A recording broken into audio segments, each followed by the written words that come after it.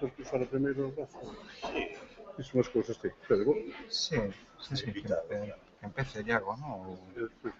Empeza Iago, digo eu dúas cousiñas e... Queres que empece eu? Sí, pero vou falar de primeiro, vou dicir Vale. Hola, bons días.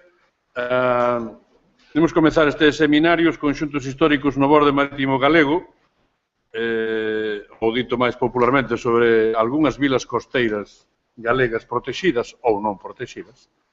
É un seminario que é proposto pola sección de Patrimonio e Bens Culturais do Consello, pero que coordinaron máis intensamente os profesores Iago Seara, que é o responsable desta sección, e Rafael Vallejo, que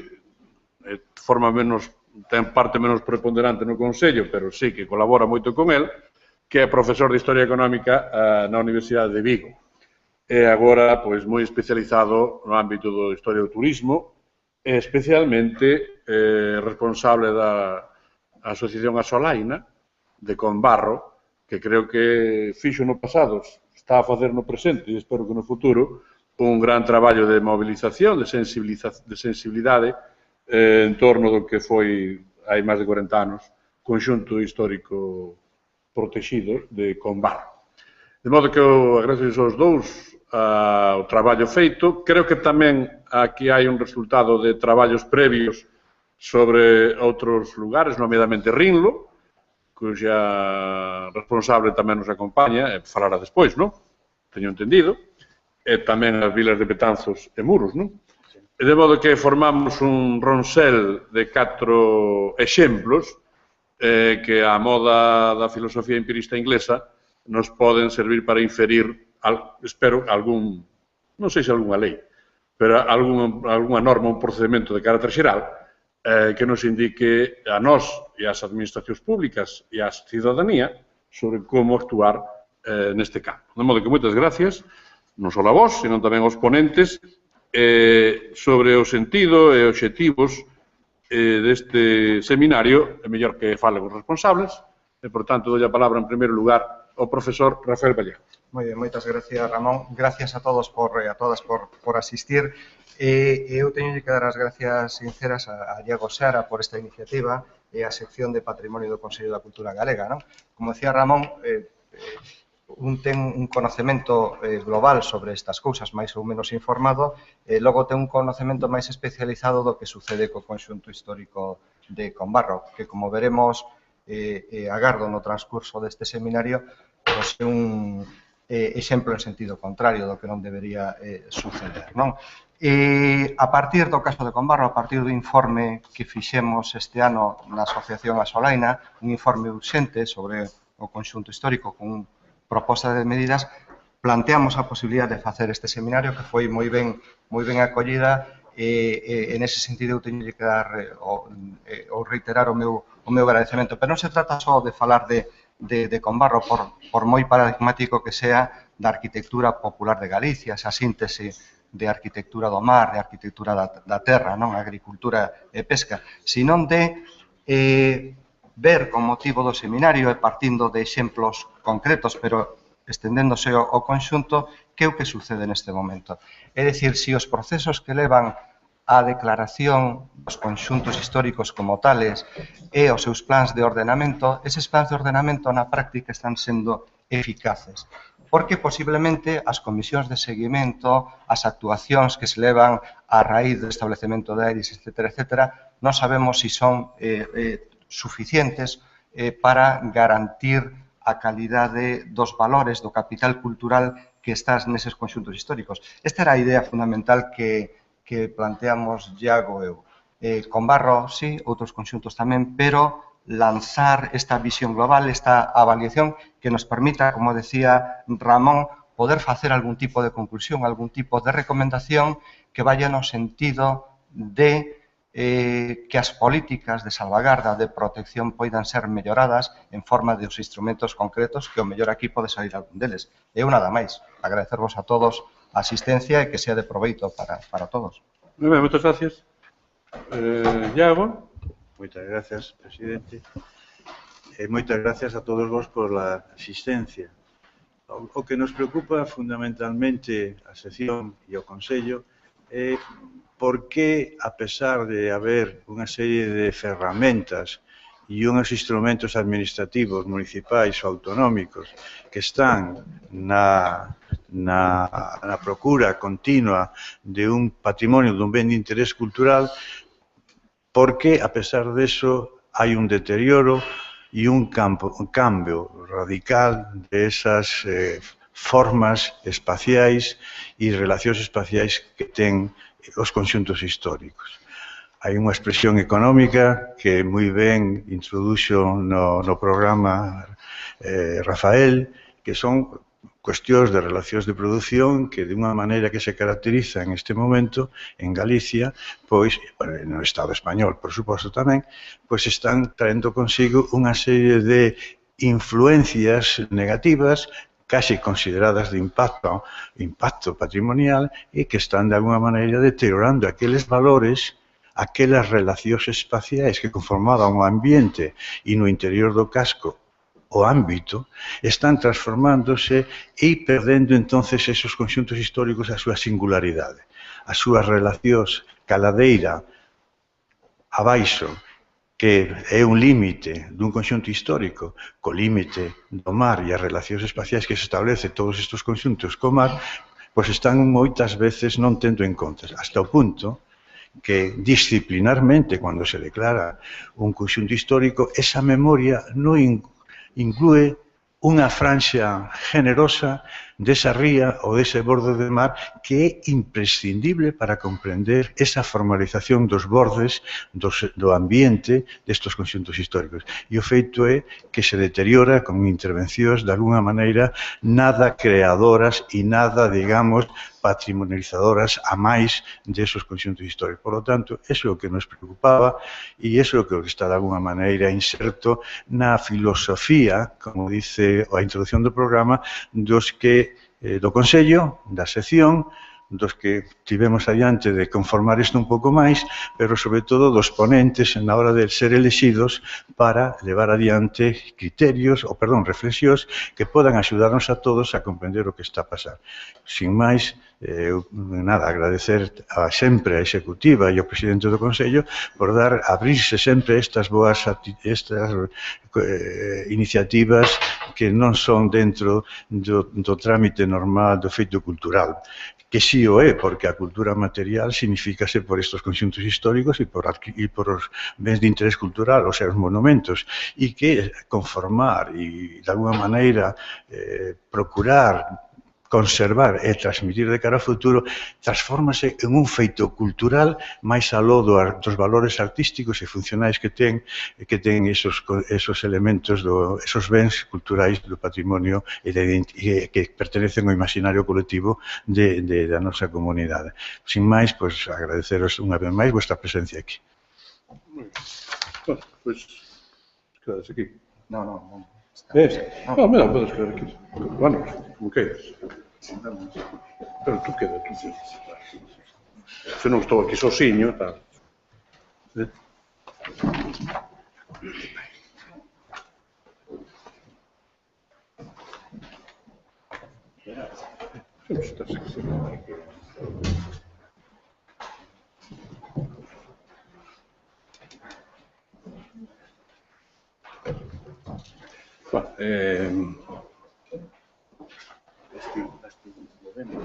No, solo hay uno. Solo hay uno. Bueno, bons días de novo. Encargáronme os dous organizadores que dixo unha conferencia inaugural, pero eu recusei con toda a miña forza esa idea e finalmente aceptei facer como unha especie de pequena introducción, que é o que vou facer, sobre un tema que non me alleo, pero tampouco non me considero en absoluto especialista como a maior parte dos presentes e, desde logo, dos organizadores.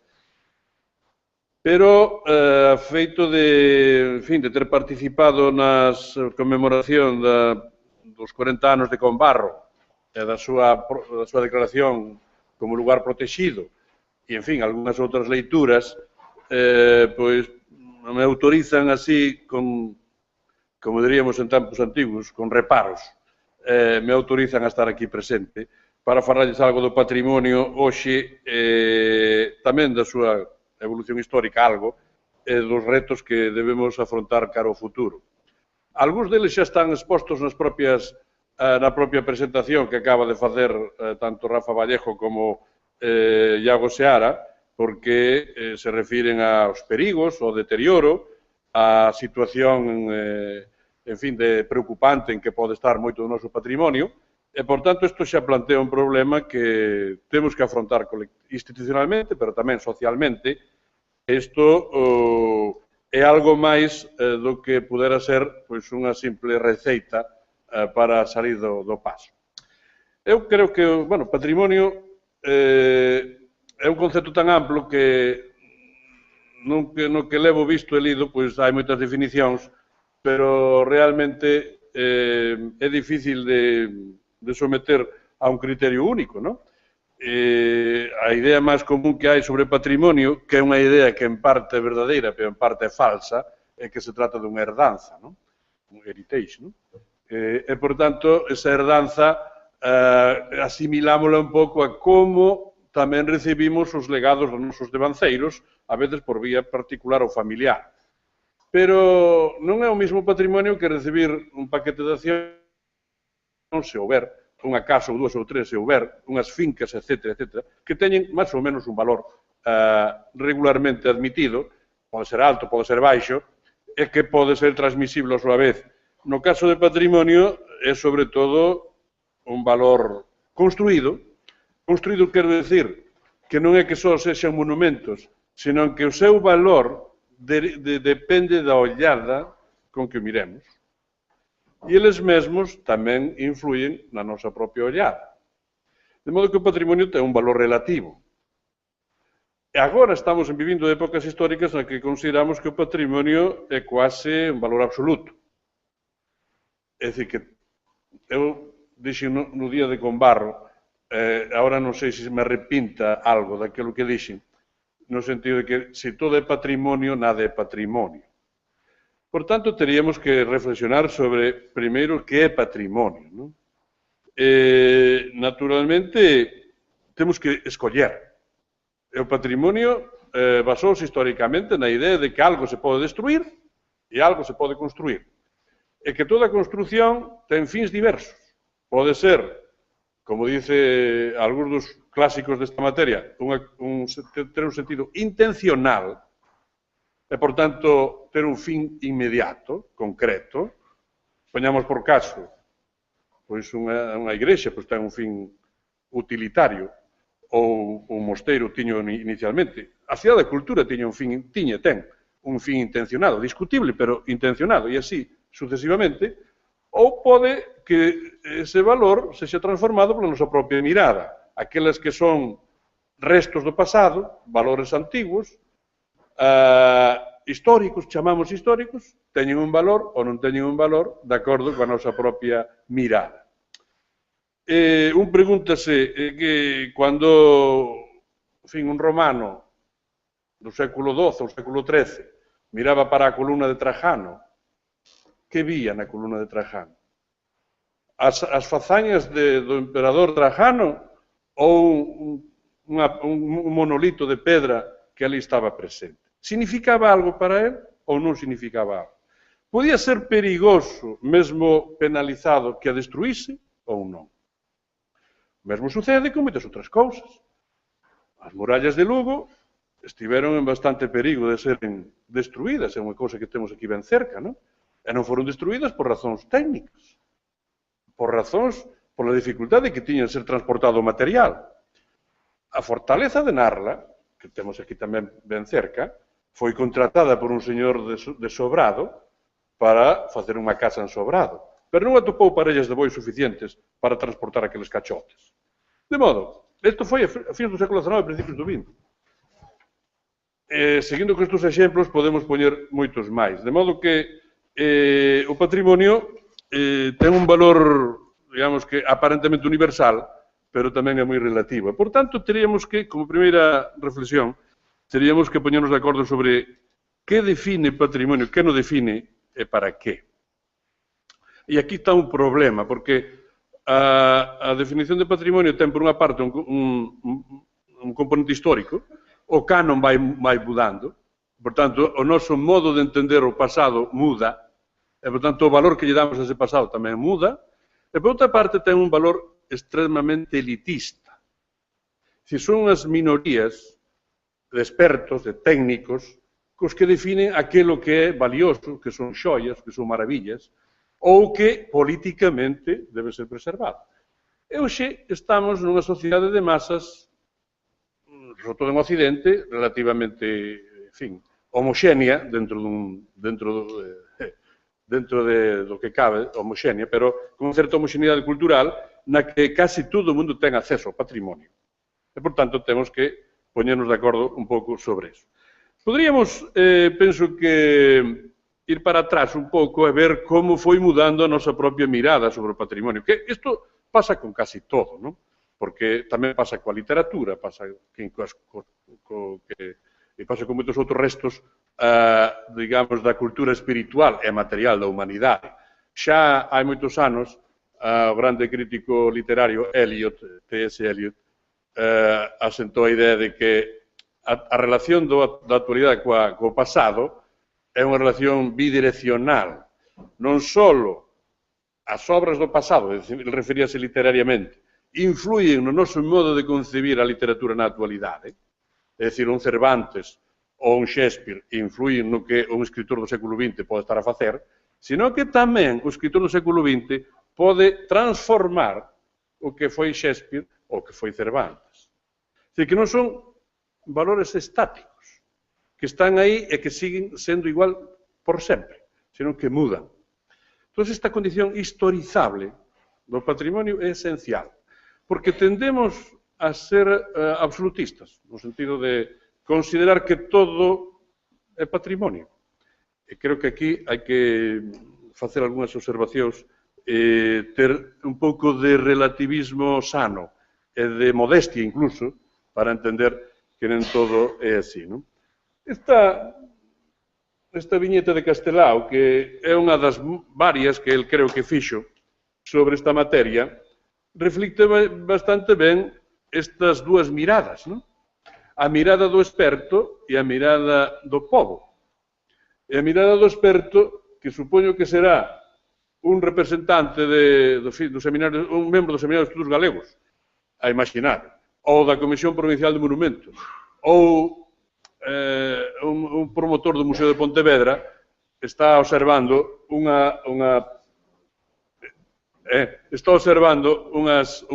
monumento que ele chama monumento, por tanto, o monumento xa é construción,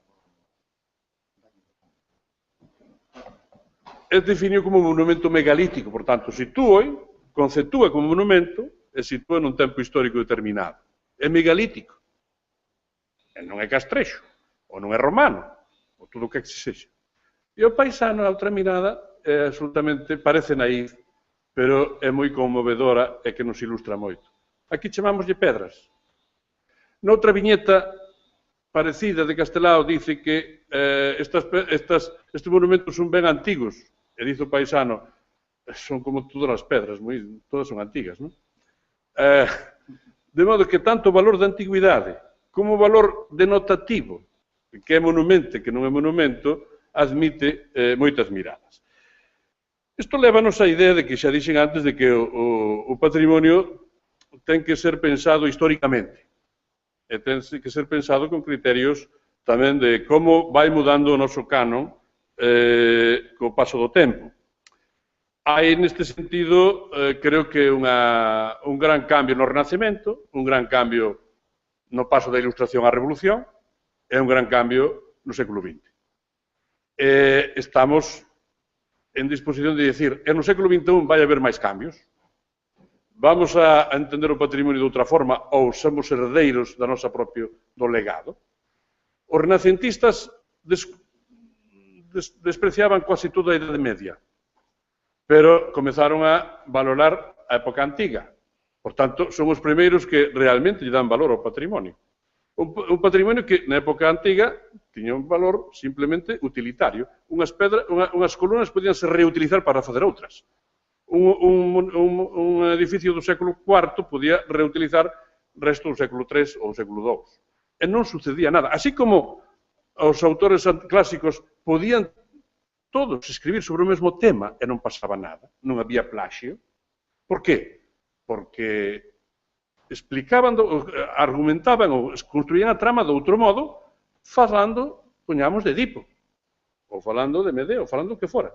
É dicir, que o tema non tiña por que ser original. O que era original era a súa mirada e a utilización dos elementos que incluían aí. Na arte, tamén en arte e no patrimonio pasaba o mesmo.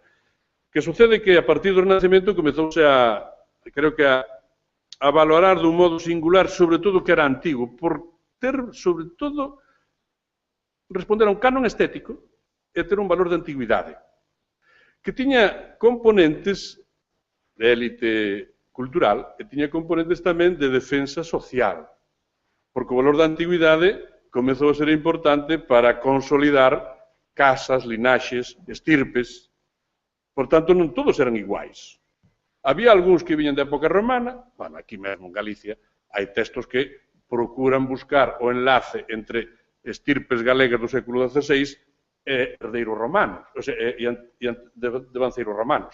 É improbable, ainda o vemos en libros actuais, que, en fin, algunha estirpe romana, digo, algunha estirpe galega, se fosen os Andrades, os Madrugas ou outros, tivesen herdeiros ou devanceiros, perdón, antepasados romanos. Pero está escrito.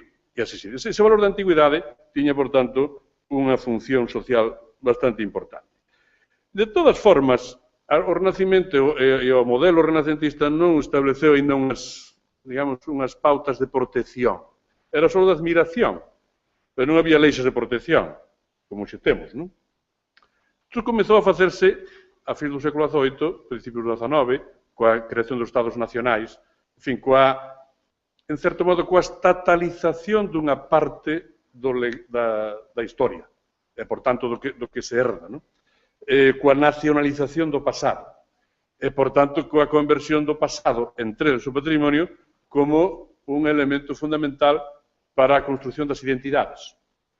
A columna de Trajano xa non significaba nada para os romanos, nin tampouco para os renacentistas, pero, en cambio, para Mussolini era moi importante. Foi transformada como un exemplo do valor dos italianos, ítalos romanos, no século XX. Vedes que, como un mesmo monumento, pode ter significados e valores moi distintos. De modo que, na época da Ilustración e da Revolución, mudou a mirada sobre o patrimonio. Pero non mudou dunha forma, digamos que universal. Houbo aspectos dese patrimonio, desa herdanza, que foron defendidos, protegidos, rescatados e conservados. A eso responden pois, todos os arquivos históricos nacionais, os museos nacionais, todas as comisións ou grupos de investigadores de antigüidades, as escolas diplomáticas que formaban a técnicos en arqueoloxía, en letra, en paleografía, en coñecer documentos antigos. Todo isto é unha tendencia que se fai no século XIX, xa inaugurou Napoleón, pero ao propio tempo Napoleón expolia. Napoleón vai a Exipto, e a pesar de que dice 40 séculos de historia vos contemplan, queridos soldados, vai a Karnak e arrampla con que pode, e levoi, bueno, creo que foi só puido levar unha columna, que hoxe está na Plaza da Concordia. Quixo levar dúas, pero xa non puido levar a segunda, non? De modo que, por unha parte, protexeu as antigüidades, por outra parte, expoliou as antigüidades. E o mesmo facían os investigadores e arqueólogos alemáns, e os que foron a escavar Troia, e todos os ingleses que se ocuparon do Oriente Medio. Por tanto, hai unha concepción do patrimonio un pouco cínica, non? Para nuns lugares ten un valor, noutros lugares ten outro valor. Por tanto, históricamente, creo que isto é moi importante suliñalo. Quería, non sei se entrar un pouco en detalles concretos, pero encontrei, non por casualidade, pero encontrei na revista Galicia Diplomática, un texto que é bastante significativo, Galicia Diplomática, vedes o que significa. Que é unha revista sobre os valores paleográficos, arqueolóxicos e monumentais de Galicia. Está escrita a fin do século XIX por un señor que finalmente acaba de ter unha rúa, creo que en Compostela, hai pouco, que se chama Bernardo Barreiro de VV, que significa Vázquez Varela. A VV, pero nunca afirmaba así, Vázquez de Varela, e que fixo un monumento cultural que se chamou Galicia Diplomática. Esta revista é responsable, creo que, dunha toma de conciencia moi forte sobre o valor do patrimonio galego e sobre o valor dos símbolos e da memoria. Mesmo é que fai unha campaña para recuperar, por exemplo, a Pardo de Cela, a que establece a idea de que debe facerse un monumento aos mártires de Carral, e así, e sic de ceteris, non? E nun dos seus números, do ano 4, número 14, ven un artigo que se chama Un montón de ruínas, dedicado a glosar un documento publicado pola Intendencia da provincia da Coruña e a súa Diputación en 1836 sobre os bens desamortizados. Entón, o que el considera que debe ser absolutamente conservado, resulta que 50 ou 60 anos antes estaba sendo considerado de outro modo. Él dice que el epígrafe montón de ruínas que escribimos al frente es un grito mal reprimido, e subliño mal reprimido porque o subliña o autor, de dolor y de sorpresa que lanza el diplómata amante de las antigüedades de la pequeña patria al hallarse ante este documento. Tanto en 1879 él lanzaba un grito. Pero ¿qué facían estos antepasados? Estos antepasados só había 60 anos, eran os seus pais, o seu avó, o que fixera, non? E que fixera esta Intendencia de Galicia en 1836? Pois declarar que se podían derribar 30 templos e monasterios da provincia. Hoxe consideramos Mosteiro de Bonaval, San Martiño Pinario, de altares, como un patrimonio extraordinario. Houve xente liberal, ilustrada, sabia, que considerou que debía ser derrubado. Se imos a Lugo, e vemos a plaza central de Lugo, e vemos que ben, que sentido urbanístico ten esta plaza, co edificio do Marqués de Ombreiro, o Pazo do Marqués de Ombreiro, onde se sitúa a sede do Concello de Lugo, e xa ao fondo só quedan ali dúas casiñas que deberían ter sido, engado eu, derribadas, para ter unha continuidade entre o Concello e a Catedral, esa xoia extraordinaria, para min, que son a Capela da Virxe dos Ollos Grandes. Pois ben, nese lugar onde hai uns negrillos, e onde xogaban os nenos dos nacidos dentro de murallas, e as nenas, había un mosteiro. O mosteiro das Agustinas Recoletas, que os desamortizadores botaron abaixo. E non lles temblou o pulso. Non pensaron, estamos agredindo o patrimonio. Pode ser. Eles non pensaban eso. Pero claro, dice Bernardo Barreiro de VV, precisamente un gallego bien distinguido, por cierto.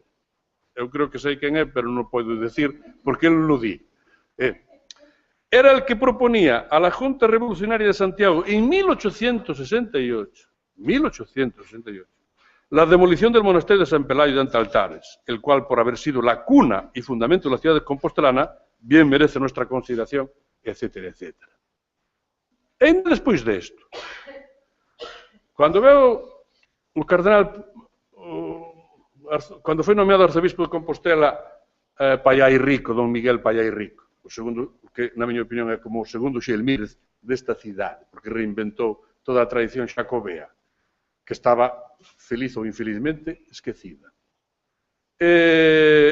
Fixo xira de visita pastoral pola súa diócese. Chegou un día a Sobrado e veu que estaba o mosteiro de Sobrado en mal estado. E preguntou que é o que sucedía ali.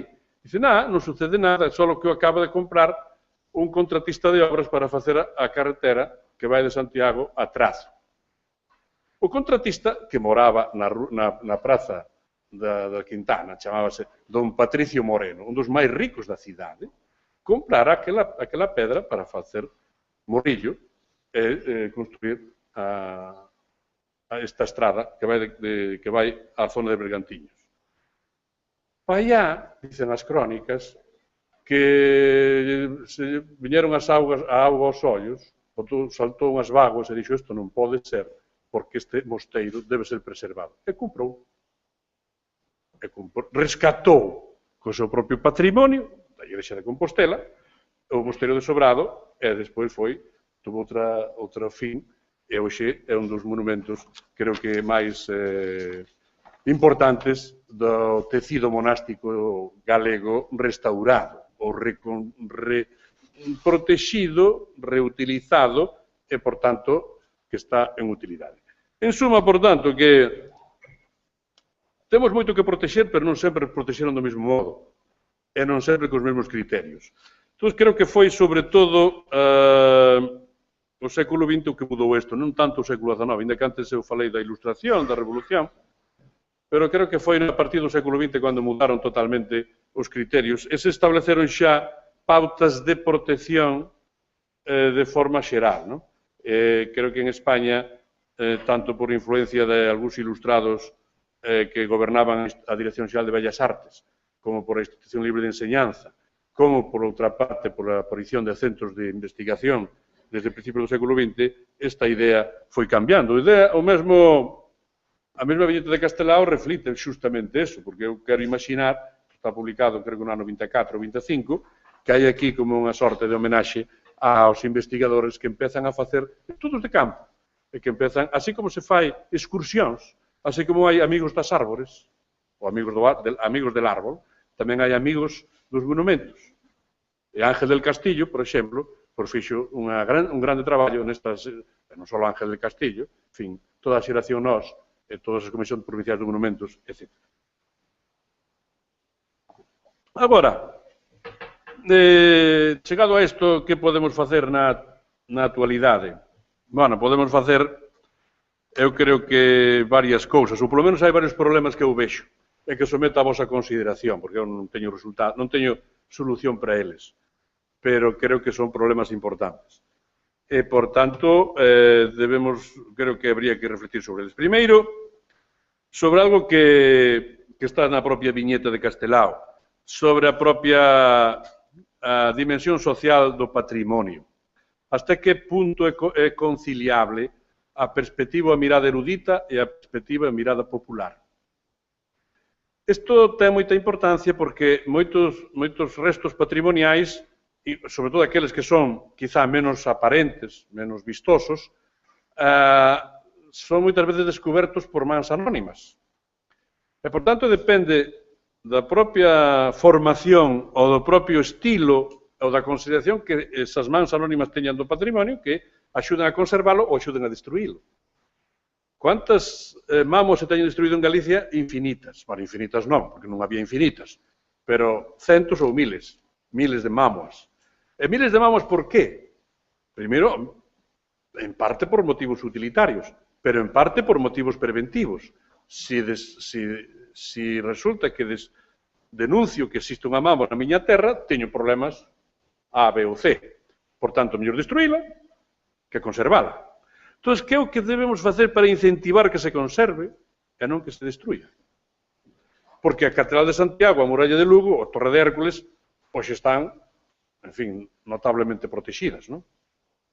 Pero un ben patrimonial menor ou de menor importancia, e xa non digo ben antigo, sino incluso ben moderno, un restos arqueolóxicos industriais, pode ser bens mobles, os cartas dos emigrantes, unha fotografía.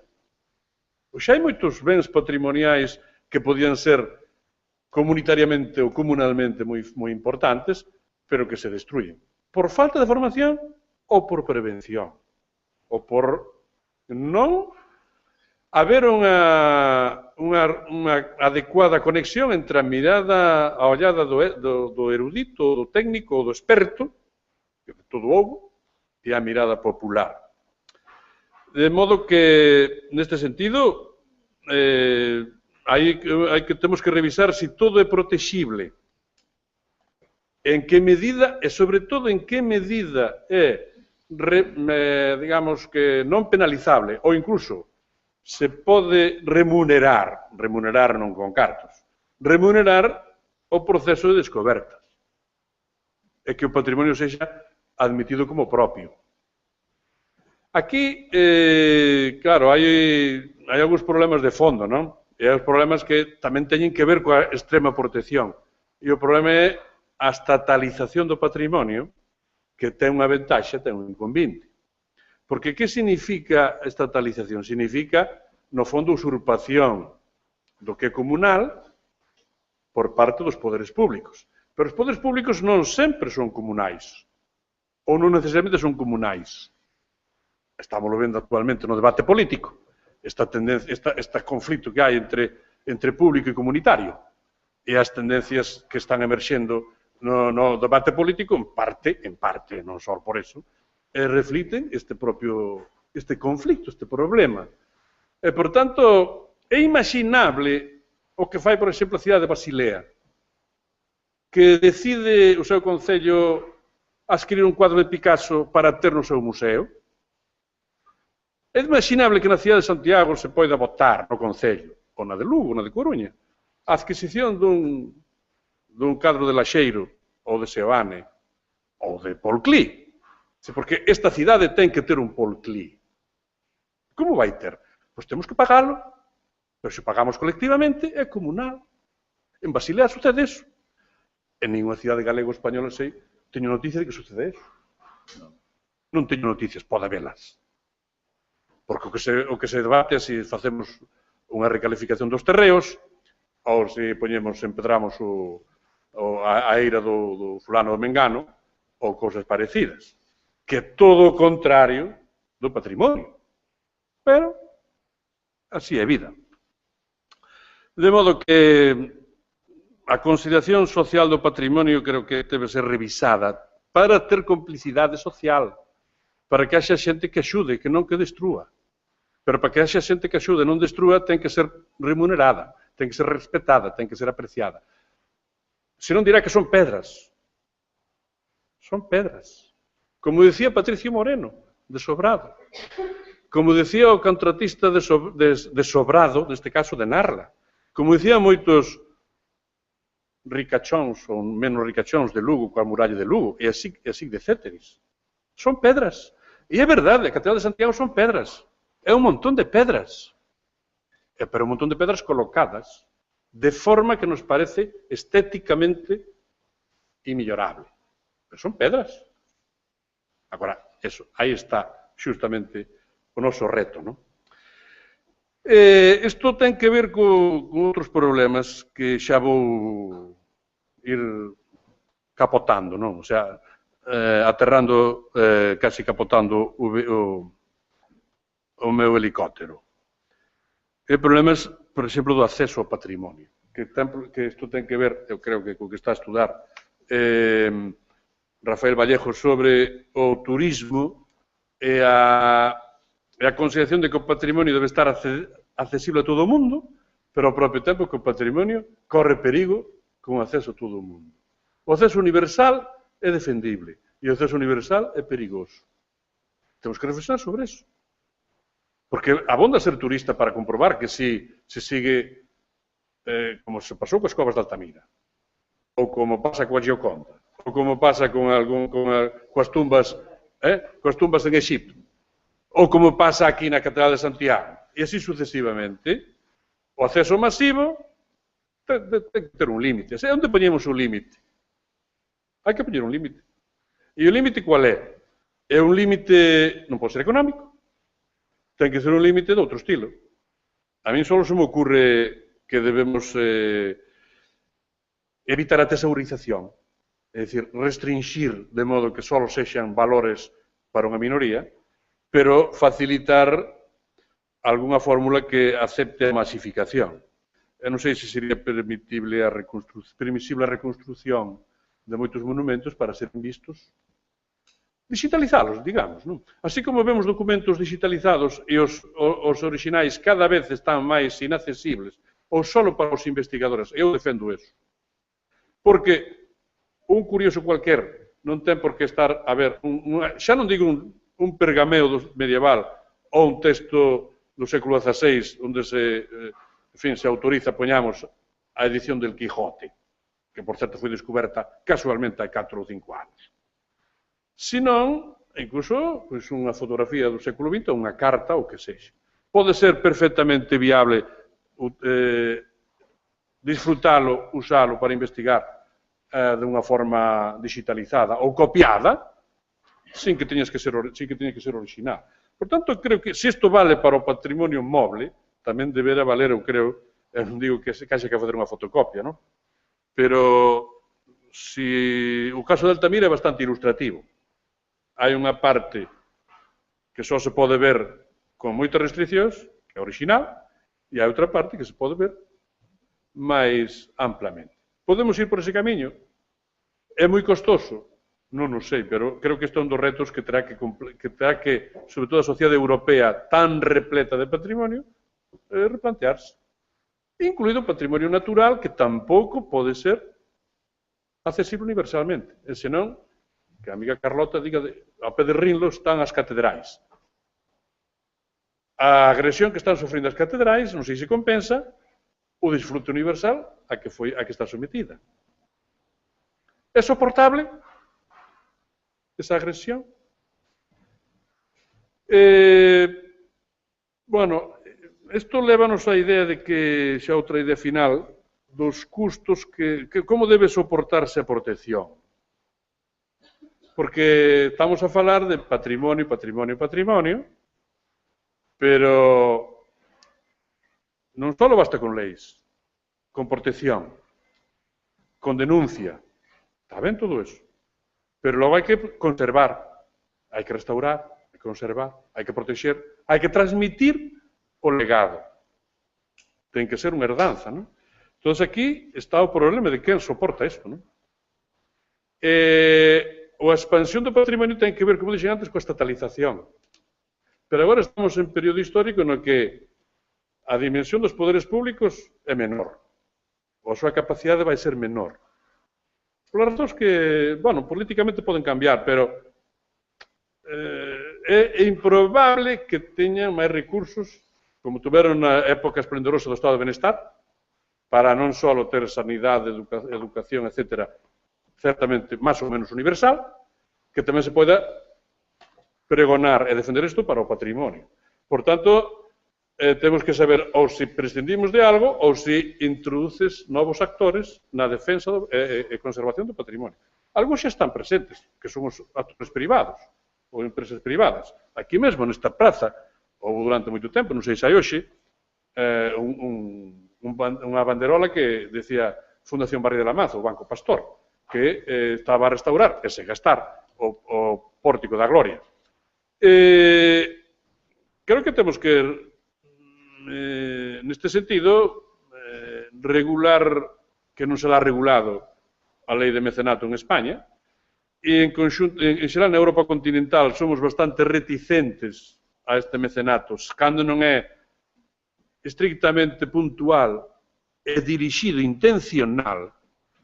Ese mecenato existeu, existirá no futuro, pero creo que ten que haber un mecenato transversal e que non estexa solo dirixido a unha sorte de cumplimento dun obxectivo concreto por parte de quen o fai. De modo que aquí eu creo que hai que combinar poderes públicos, mecenato e unha certa contribución social e anónima, porque só aquilo no que se participa se defende e se respeta. Volvo ao asunto de Basilea. Se unha parroquia acordase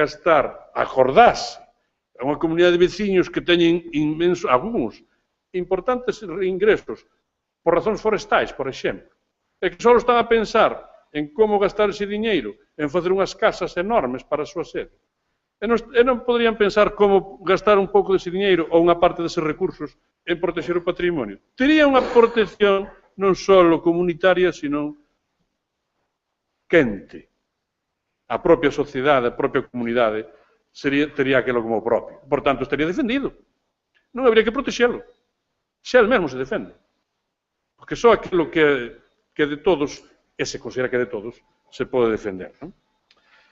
En fin, que, por tanto, o patrimonio ten moito valor, é moi diverso, o leque, en fin, o abano que ten o patrimonio é moi grande, ten valores económicos, ten valores artísticos, ten valores históricos, en fin, ten valores culturais, ten valores identitarios xa dixen antes, turísticos. Eu creo que aquí nos estamos enfrentando a un reto para o século XXI moi importante, e é que debemos considerar o patrimonio en Europa, polo menos, como quizá unha das nosas principais industrias. Europa deslocalizou a industria para o antigo terceiro mundo, que xa non existe tal cousa, deslocou toda a capacidade de produción de mercadorías para lugares lonxanos, creendo que con eso resolvió o seu problema. Agora recoñece, o sea, está a sufrir as consecuencias dese proceso, desa, non sei se infeliz ou inxenua desindustrialización e deslocalización. Felizmente, o patrimonio non pode deslocar. Antes sí, viña un americano, podía comprar un claustro e leválo para Nova York. E podía reconstruir lá. Ou podía comprar, como comprou a Huntington, media España, a principios do século XX, e constituir a Hispanic Society of America, onde está o máis importante da cultura medieval española, ou algunhas pezas importantes da cultura medieval española, e moderna, pero sobre todo medieval. Oxe, felizmente, eso non é posible. Por tanto, non se pode traficar, salvo se sexa de contrabando, con patrimonio. Pero, o sea, que non é deslocable. Agora, non podemos, creo que, soportar este patrimonio sin darlle un valor. Ainda que en algúns países, por exemplo, Italia, hai un Ministerio de Bens Culturais, máis que de cultura, creo que teremos que facer algún esforzo superior. Eu, dito aquí nesta praza, non é moi pretencioso, pero dito por min, quizá neste lugar, é un pouco máis pretencioso. Pero sosteño que tarde ou cedo deberá afrontarse un plan europeo de cultura, especialmente no ámbito do patrimonio. Porque senón seremos un mal parque temático. E un parque temático perigosamente xestionado. E, por tanto, creo que hai que, ahora que se vai a eliminar a PAC, espero, a Política Agrícola Común, eu abogaría por unha PEC, ou sea, unha Política Europea da Cultura e do Patrimonio, unha PEC-C. Porque isto supoñería tomar conciencia de que debemos considerar o patrimonio como unha das nosas principais oportunidades, industrias incluso, pero que ten que ter unha xestión diferente a que ten tido hasta agora, que foi, basicamente, de conservación e protección. E ten que dar un segundo paso. En Galicia ainda nos queda moito por protexer, e nos queda moito por identificar, nos queda moito por conservar, nos quedan moitos mosteiros por, restaurar. Agora, todo iso ten un límite, que temos que establecerlo social e políticamente. E isto que creo que nos debe ocupar nos próximos anos, ou vos debe ocupar a vos. Eu non creo que me debo ocupar desto, pero como son ideas que me preocupan a min, pois por iso as conto aquí, e vos agradezo moitísimo a vosa atención e a vosa presencia. Gracias.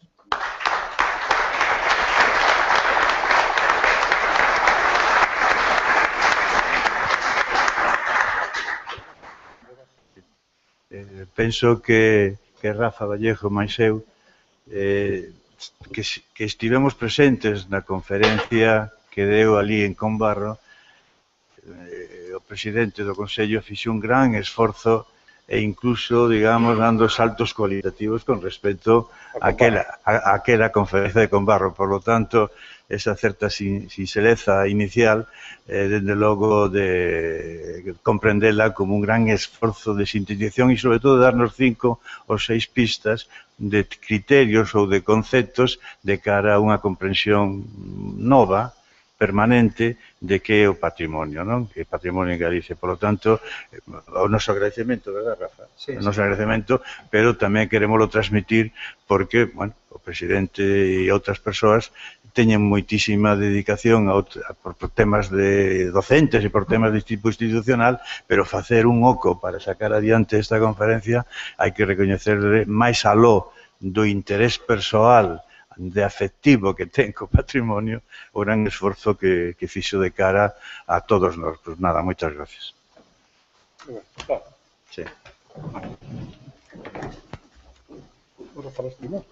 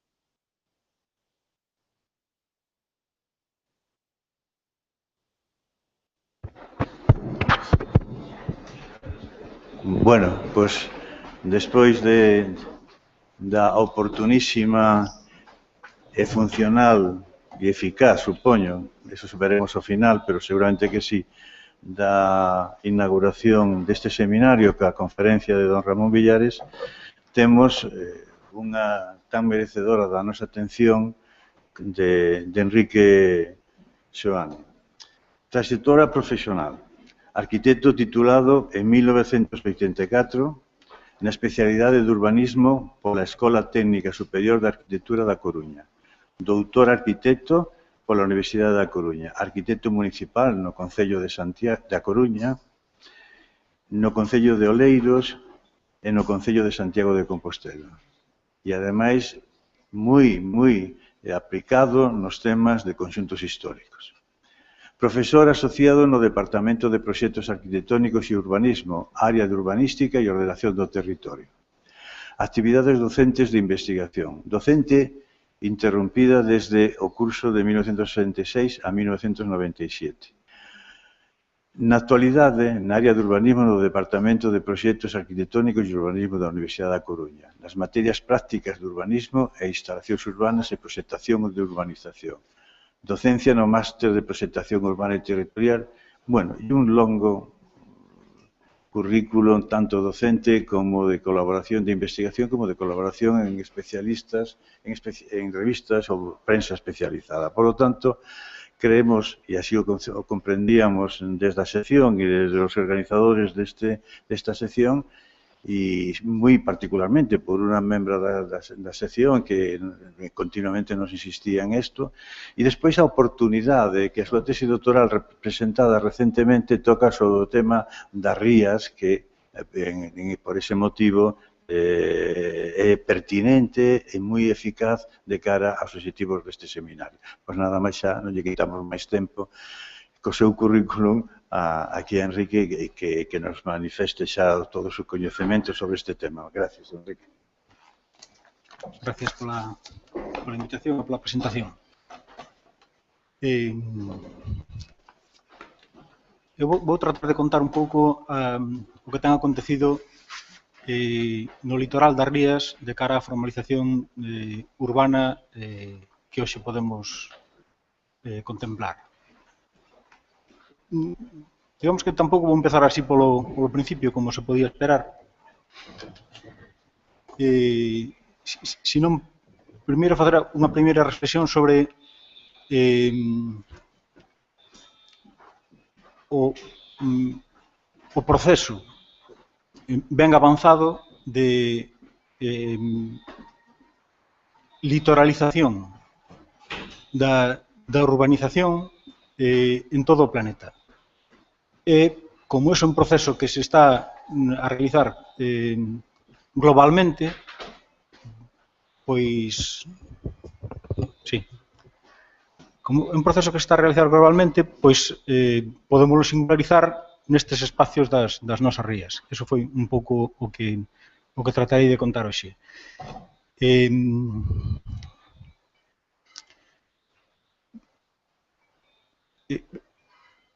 Si a poboación tende a concentrarse en espazos urbanos e tende a concentrarse no litoral, esas dúas características collen unha forma especial pois nun litoral como o de Galicia, no que boa parte da súa línea é litoral interior das rías e, ademais,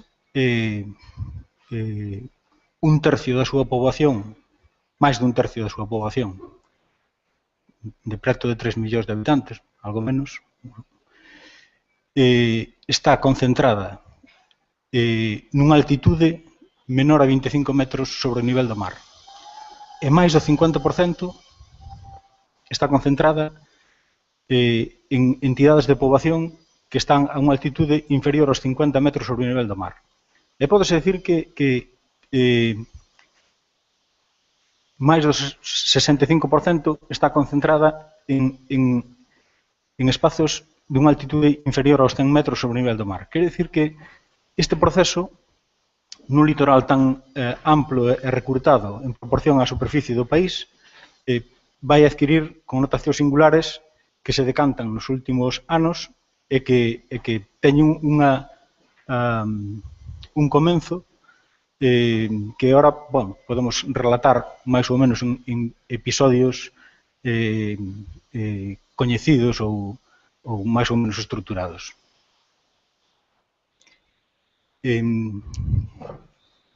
Estas dúas imaxes que aí aparecen son das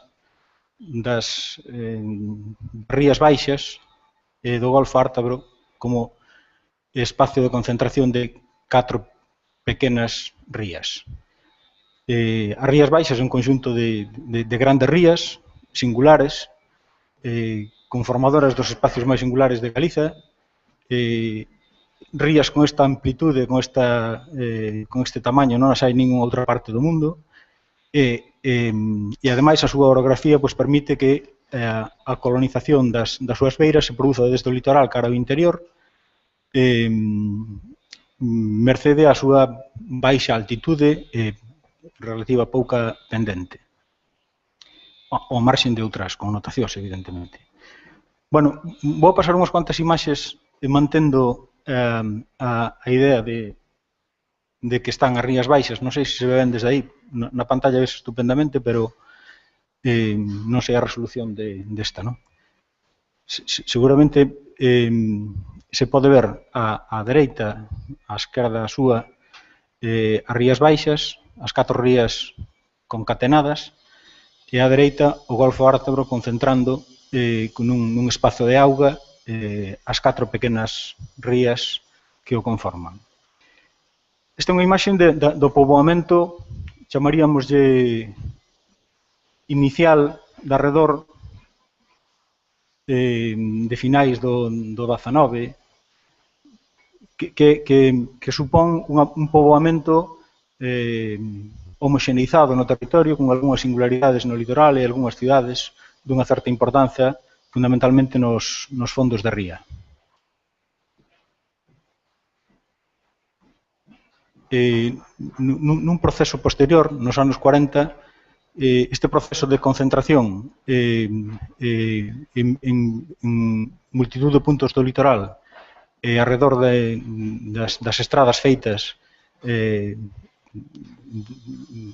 desde o momento as estradas decimonónicas, por chamarlle de algún nome, ou de trazado decimonónico que se siguen facendo hasta a Guerra Civil, vai sabendo unha concentración moito máis significativa das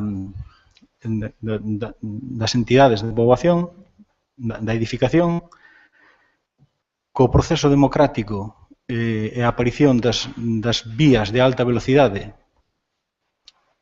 primeiramente a autoestrada do Atlántico, pero tamén a mellora para a adecuación ás novas velocidades dos automóviles do resto das vías, cos planredias e con outras melloras claramente significativas, pois o proceso de concentración no litoral faise aínda máis evidente arredor desa explosión de diseminación, digamos, da edificación ao longo da línea litoral e desas terras baixas, que se diferencian en Galicia do que nós chamamos montaña, e que debemos entender montaña como as highlands, como as terras altas, e que non son montañosas, sino que é simplemente que teñen unha altitude superior aos 400, 500 metros sobre o nivel do mar.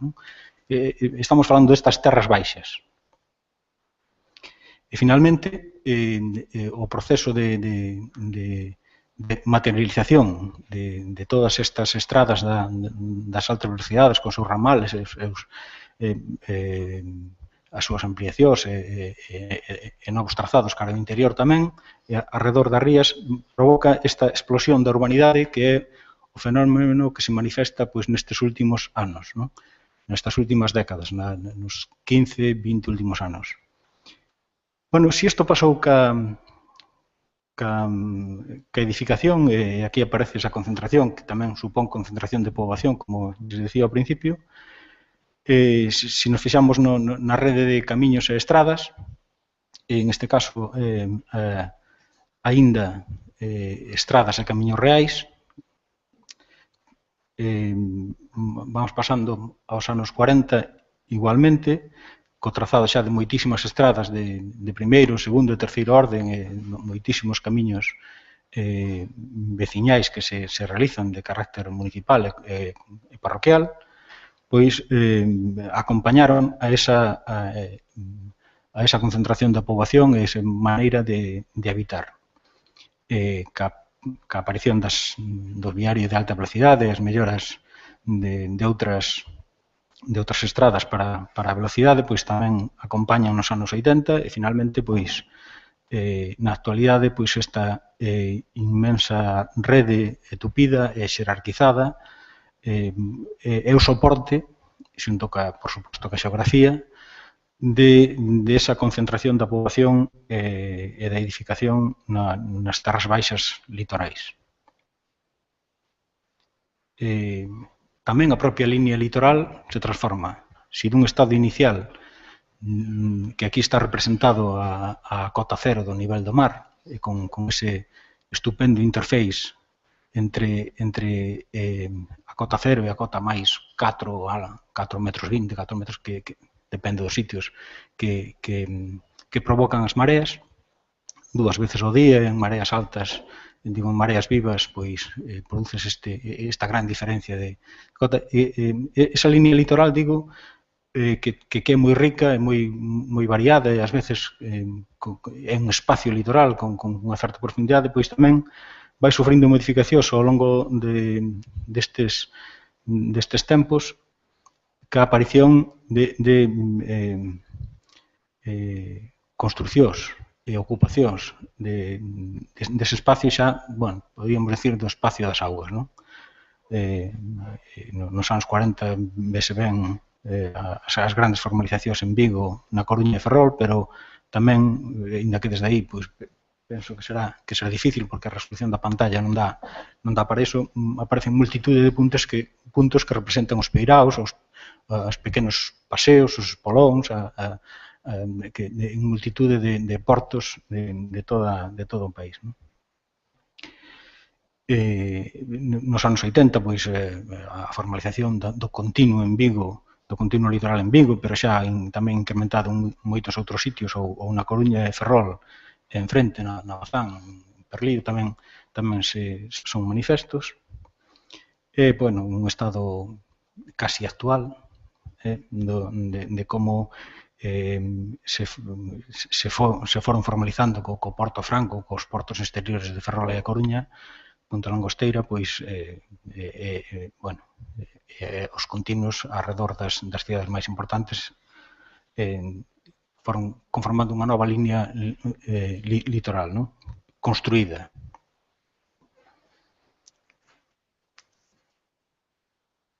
Bueno, este proceso desa franxa litoral que non ten máis interés que repetir un pouco o mismo con máis virulencia, se cabe, con máis claridade. E quería contar isto ao principio porque o que interesa desto é o fenómeno da dinámica de que isto non é un proceso estático. Nada pode permanecer e, de feito, pois, se non estamos atentos a estas situacións, resultará-nos difícil comprender por que estamos onde estamos, por que chegamos onde chegamos, e cales son as inercias, as forzas e os vectores de transformación. Entón, agora, pois, podíamos empezar polo principio, o litoral occidental dunha Europa aínda sin separarse as illas británicas do continente, nas glaciacións de hai 20.000 hasta 7.000 anos antes de Cristo, de fai 20.000, entre 20.000 e 7.000 anos, supuxeron que gracias á corrente do Golfo parece que os poucos poboadores desa Europa xélida se acercasen a estas costas europeas aínda, xa digo, unidas con Gran Bretaña. Quer dicir que poboadores aquí xa houbo desde hai moitísimos anos. Hai restos de mámoas e de camiños megalíticos que así non atestiguan, e aí vedes pois as mámoas da illa Areosa, na ría de Arousa, que eran os lugares de enterramento como eran tamén os cumes dos Montes da Barbanza, lugares onde se podía apreciar a bóveda celeste que buscaban os povos primitivos. Castros, a cultura castrexa tamén deixa as súas pegadas, e está ben claro que estes espacios foron habitados tamén pola cultura castrexa. Hai castros marítimos nas bocas das rías, e castros tamén marítimos no fondo de ría. Aí vedes o castro de Betanzos, unha imaxe de Alfredo Arias, pero que é perfectamente plausible, ou o castro de Baroña. Bueno, con estas dúas imaxes de castro xa me interesa destacar algo que vai ser común,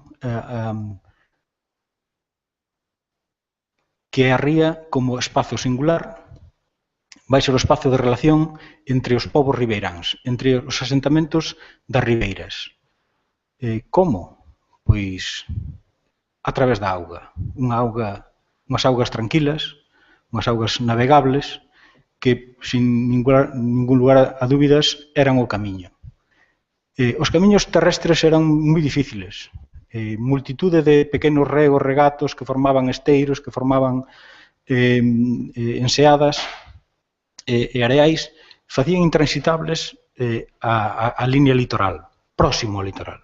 Co cual, os camiños polo interior para unir asentamentos son dificultosos.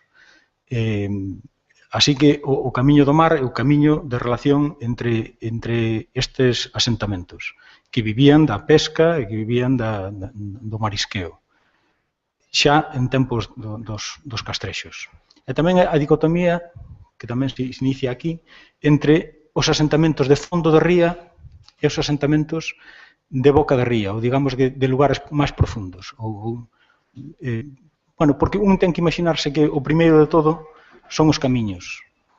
Os camiños polo territorio, claro, onde se cruzan as correntes de auga? Pois naqueles lugares estreitos, nos lugares estreitos que aparecen nos fondos das rías. Aparecen nos fondos das rías, este é un castro de Neixón, os lugares dos castros que ven aí. E, bueno, decía que os camiños do mar eran interesantes non só na auga, sino tamén no litoral máis aberto. Está chea a toponimia de nomes como Costa da Vela, non referida á vela, sino ao lume, o Facho, Monte Faroleiro, as sinais marítimas para orientar aos navegantes que se atrevían a salir mar adentro, a faenar ou a buscar aventuras de outro tipo. Tiñan que saber como regresar e nomes como estos dan pé a pensar que había lumes accesos permanentemente que orientaban aos seus navegantes, non? Digo que hai camiños por mar e camiños por terra, que aí se poden ver todos esos camiños castrexos e megalíticos dos que temos constancia, non? Ben intensos nos espacios das rías. Así que, entendendo a ría como un camiño,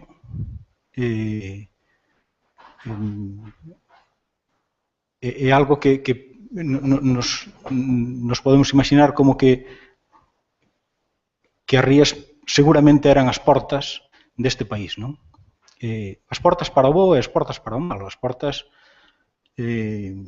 para traer o invento entre comillas, non quero presupoñer nada, o invento do apóstolo na súa barca de pedra, e tamén portas para as incursións, para os saqueos, para o espolio, para a colonización e a conquista. Así que as rías, eses lugares que van ter que ser defendidos en diferentes épocas, que tamén vai ser unha constante.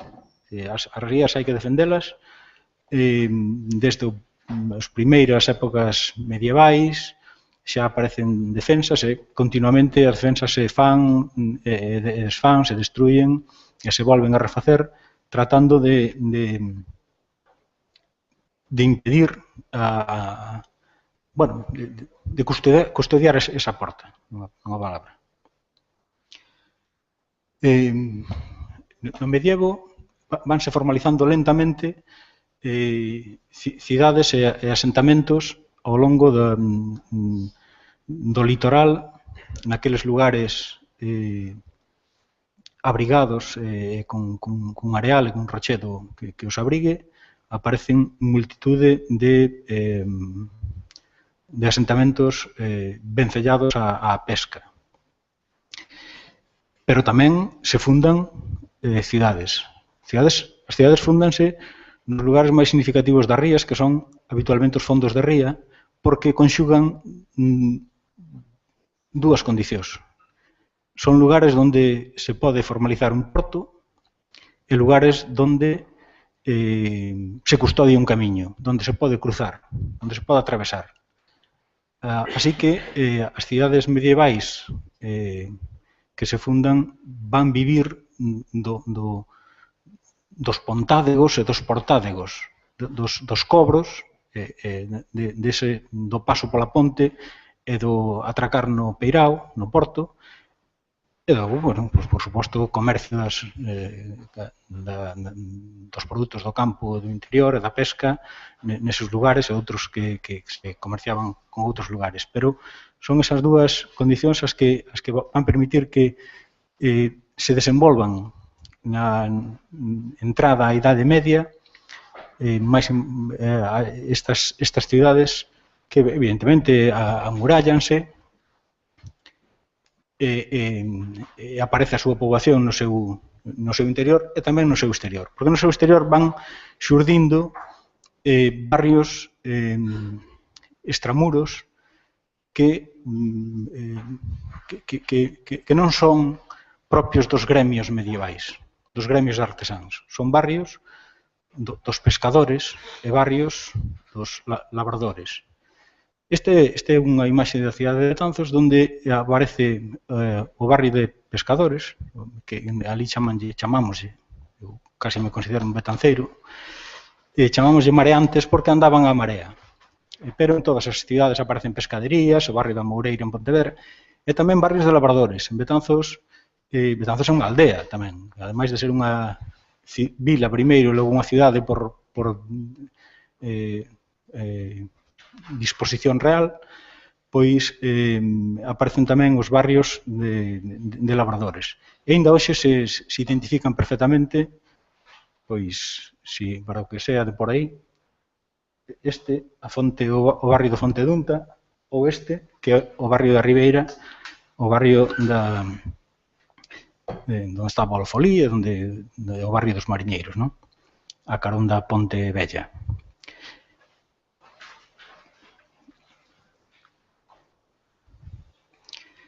Seguimos cas imaxes das Rías Baixas e do Golfo Ártabro.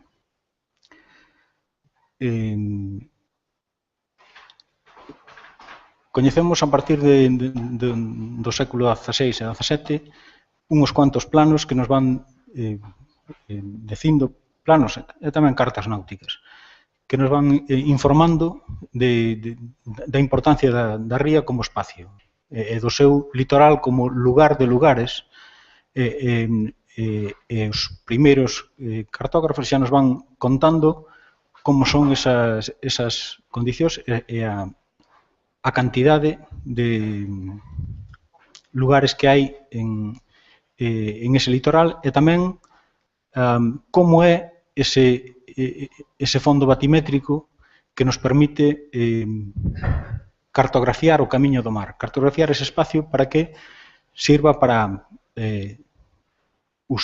para pasar por él. En realidade, ese espacio da ría non é só como camiño, é tamén un lugar de traballo, un lugar, podemos entender que é un territorio porque nel cultívase marisco, casi se camiña en boa parte dele, cultivas o marisco tamén desde unhas lanchas con unhas varas, con uns poucos aparellos. Así que, logo veremos que é tan un eido de traballo que terminan aparecendo industrias que son as bateas ou a aquicultura, como tamén un lugar de traballo, é un territorio, non se pode entender como outra cousa o espacio da ría, non? Entón, explicas a súa batimetría e van aparecendo todas estas descripcións máis intencionadas, non?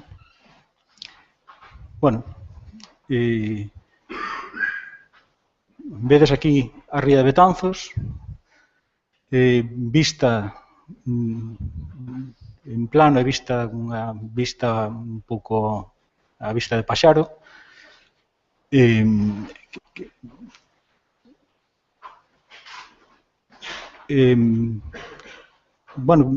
vese a importancia que ten non só a cidade, senón a ría, non?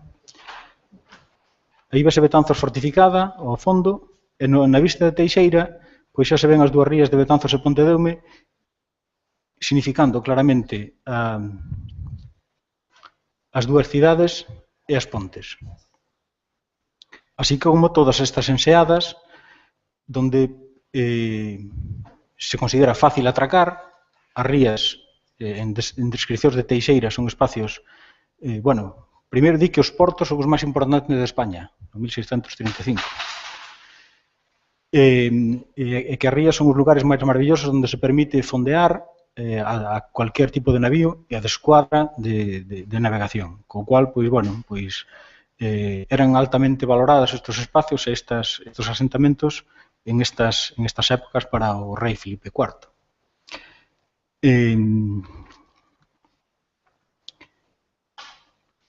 Bueno, isto xa contei un pouco que o importante destas cidades é o mantemento da dualidade, non?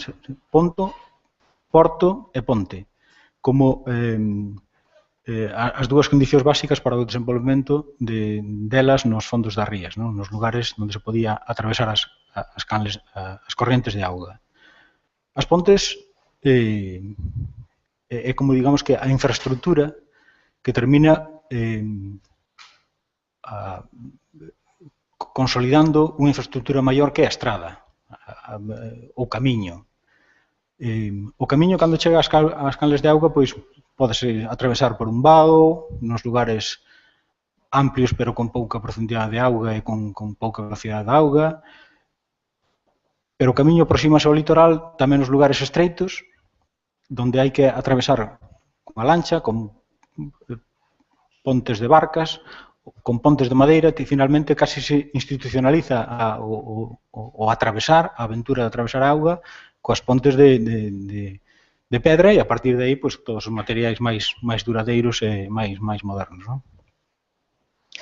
De feito, bueno, aquí podes ver Pontevedra como un exemplo claro de cidade de fondo de ría, nas vistas de Valdi, onde, ademais da cidade, aparecen todos os barrios de pescadores e o que aparece a ambos lados das pontes. Non? E mentras os asentamentos menores son asentamentos prácticamente sin peirao, son areais. E así se manteñen durante moitísimos anos, séculos.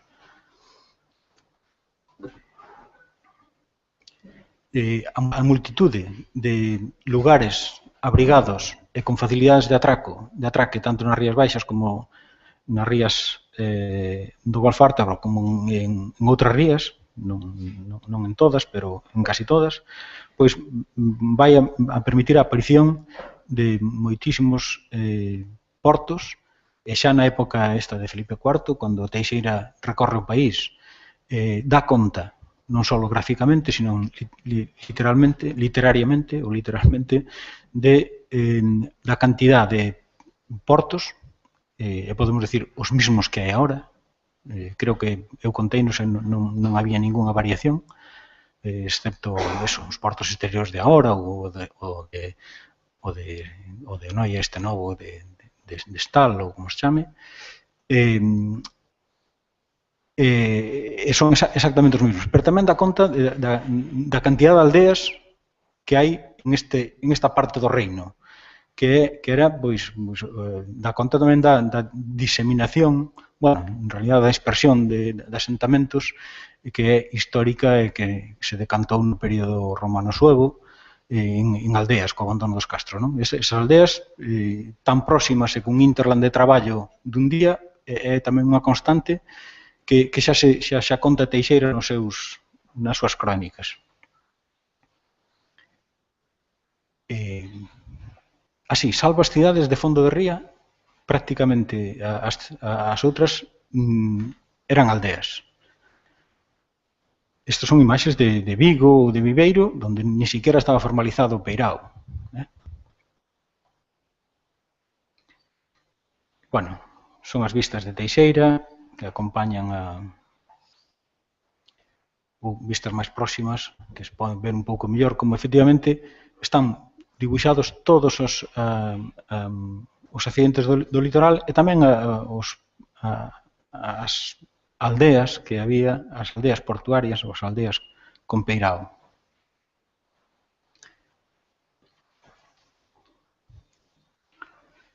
En época de Carlos III, pois, esas rías, o litoral deféndese con máis ahínco e aparecen as construcións das atalaias, das vixías, que moitas veces sitúanse en lugares, bueno, sempre en lugares altos, para vigilar as costas das incursións corsarias e, por tanto, bueno, pois, indican a especial protección que tiñan que ter as costas, especial protección que tiñan que ter as xentes, a preocupación real que había por impedir os saqueos destas poboacións que pouco a pouco iban desenvolvéndose nas súas actividades económicas, non só nas grandes cidades, entre comillas, nas grandes cidades medievais, sino tamén nas aldeas con peiraos no litoral das rías. Máis imaxes de finais, prácticamente, mediados do século XIX, non? Vigo, Bueu, Malpica ou Corme, que están aí representadas, pois a arquitectura lindaba co litoral e as embarcacións entraban neses soportais. Esta simbiosis absoluta entre un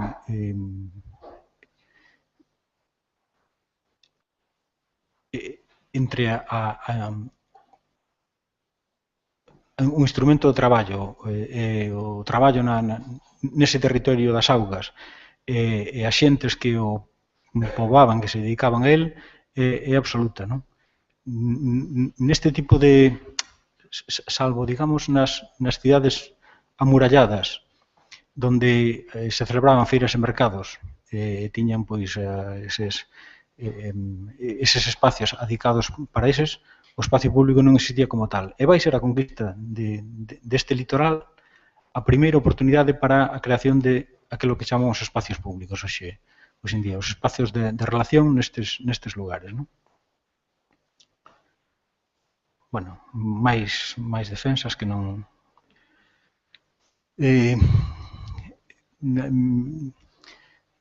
Iniciado o século XIX, o desenvolvemento das técnicas de navegación e o descubrimento de séculos anteriores dos novos mundos, das novas colonizacións, espolios, chamamos de colonización o espolio de outras terras,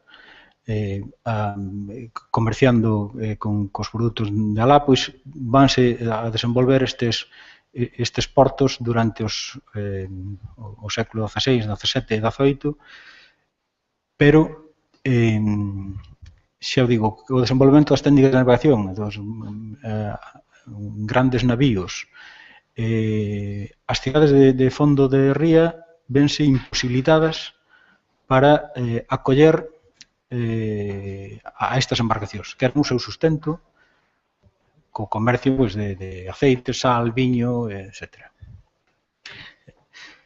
Así que, e de coloniais, evidentemente.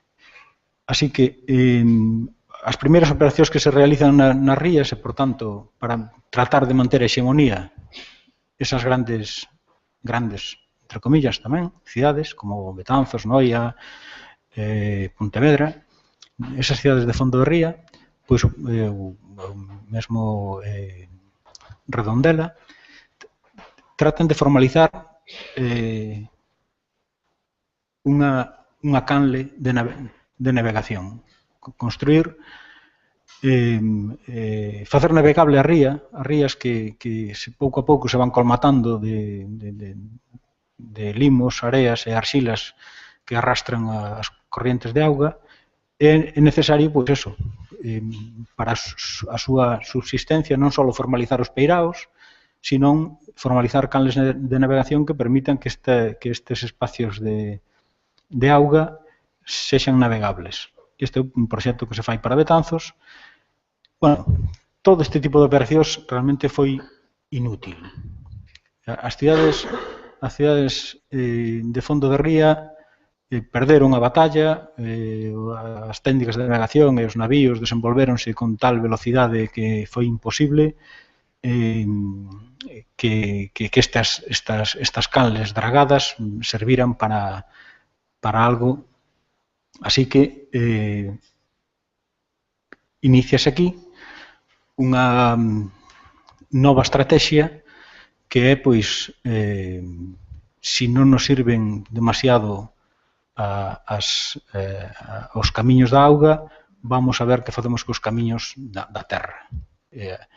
Eu parto da idea de que si a partir do século XVI se desenvolven moitísimo todas as técnicas de navegación e os camiños da auga e os peiraos empezan as sinais marítimas, os faros, van encaminhados a que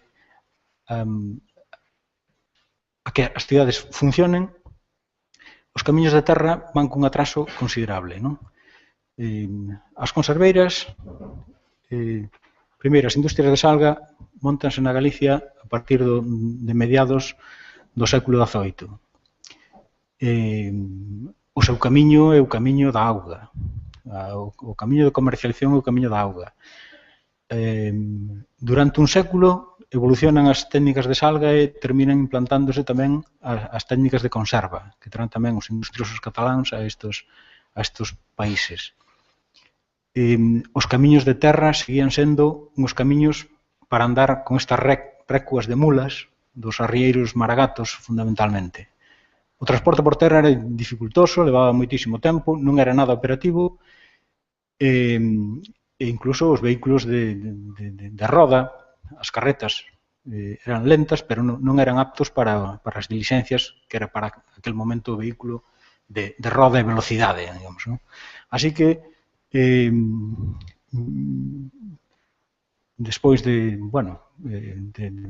moitas queixas, moitos intentos, tanto por parte dos industriosos cataláns como por parte dos ilustrados en Galicia, pois vanse a mellorar as estradas de comunicación por terra que van a complementar os camiños da auga.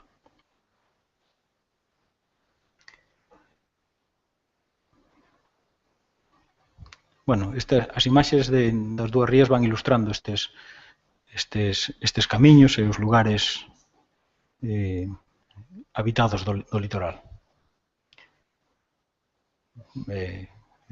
A ría... Bueno, o desenvolvemento das cidades, estaba contando un pouco que as cidades de fondo do río formalizadas van perder ese pulo e, mentras tanto, outras se desenvolven, pois, o que estaba comentando, o tema da salga e da sardiña, ca pesca, que da salga e da conserva, digo. E por eso se presta atención a estas outras rías tamén, donde aparecen esas vilas que se desenvolven co comercio da sardiña.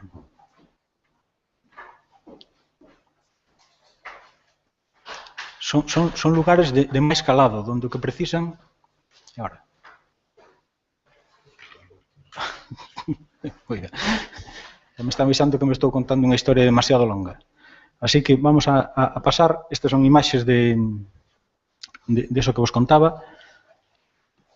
Aparecen as estradas, en este caso, aínda estradas reais, como tratando de suturar unha pequena parte do país. A súa escaseza conta ben Domingo Fontán cando fai os seus mapas a principios do século XIX, para presentarlle aos rexentes como reivindicación da necesidade destes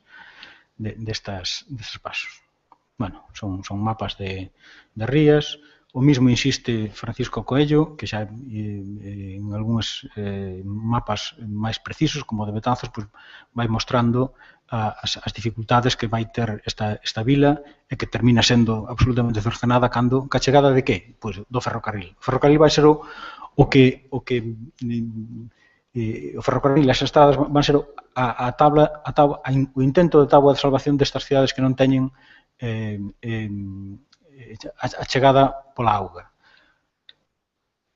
Xa vos digo que perden estas cidades e van ganar as de Boca de Ría, porque terminan conseguindo co desenvolvemento da pesca da sardiña, da conserva e da salga, pois o pulo necesario para que cheguen ata ali as estradas decimonónicas ou de trazado decimonónico cas leis Arteta e Moyano, como sabedes. Son mapas diferentes que van dicindo como, van ilustrando como estas vilas de Boca de Ría van, pouco a pouco, van chegando a elas as estradas. E o ferrocarril. Primeiro de Santiago de Cornes, a Corón de Santiago, a Tecarril, precisamente porque era o porto de Santiago. Non era xa non servía nin Padrón nin Pontecesures. Eso non servía. E o ferrocarril, pois, ben trazado exclusivamente para isto, ou ben trazado para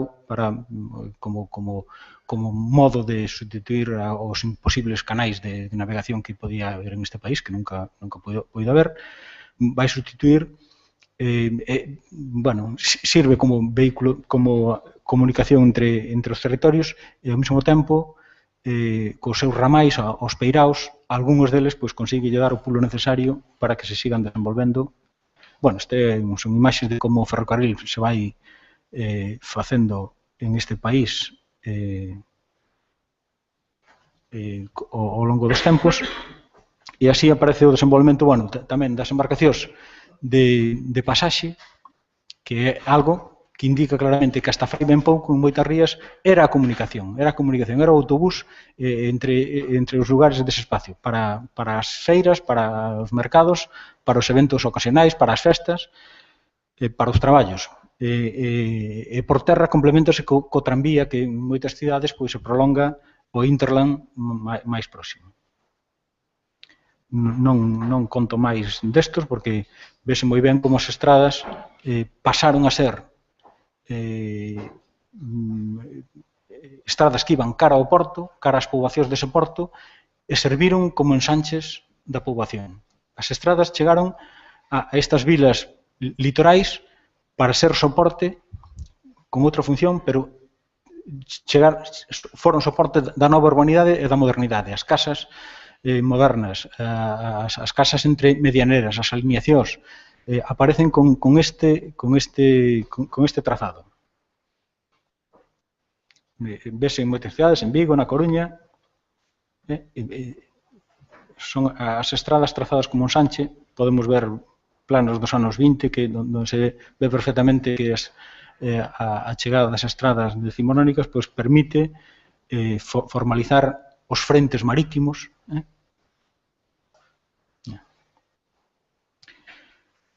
Casi por último, a importancia que podía ter nesta aventura, nesta historia, a aventura de cruzar a ría. Conteivos a parte máis histórica, e agora podemos contar unha parte máis moderna como esa constancia de acurtar o fondo da ría a través da ponte de Ceilán ou da ponte do Pedrido, que sustituía un pasaxe de barca que daba continuidade á carretera, ou a ponte da pasaxe, van conseguir unir de outra maneira os litorais das rías, focalizar, provocar ou axudar a provocar ese cambio de vector no crecemento destes litorais, que se primeiro era puntual cara ao peirao, crecendo nucleadamente, logo que as estradas se toma un vector cara ao interior de crecemento ou mesmo paralelo ao litoral, con estas novas estradas, o que provoca é unha explosión de cara á diseminación da poboación no territorio destas terras baixas.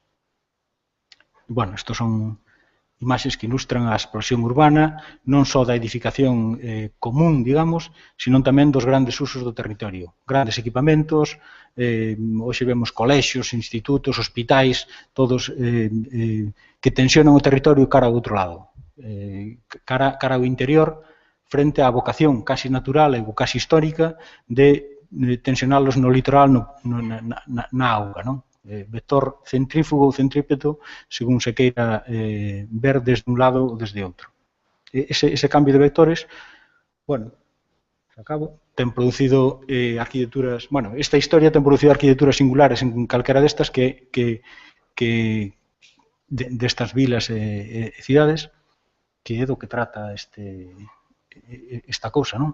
Pero, como sabemos que isto é dinámico, o que ocurre isto.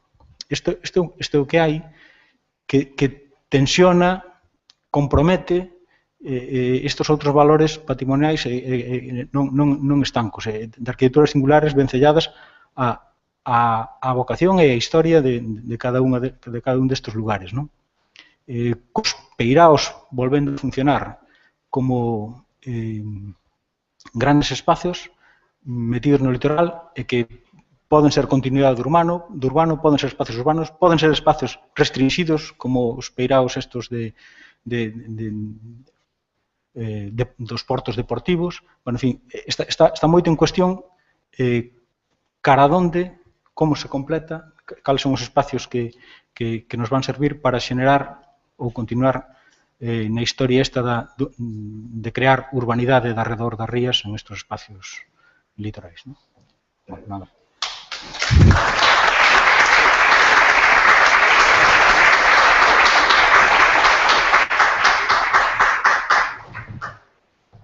Ben, teremos ocasión despois no debate final de seguirlle preguntando cousas aquí a Enrique e incluso pois o que non pudo explicar agora porque o tempo se lle botou por riba, pois poderlo facer. Bueno, tócanos agora 5 minutiños mentres colocamos os paratos e seguimos ca xornada desta mañán, que sobre Rilo falará Carlota, pero xa presentamos despois. Non pude ver enteiro, xa non pude ir a tesis. Escolleron aí porque ao final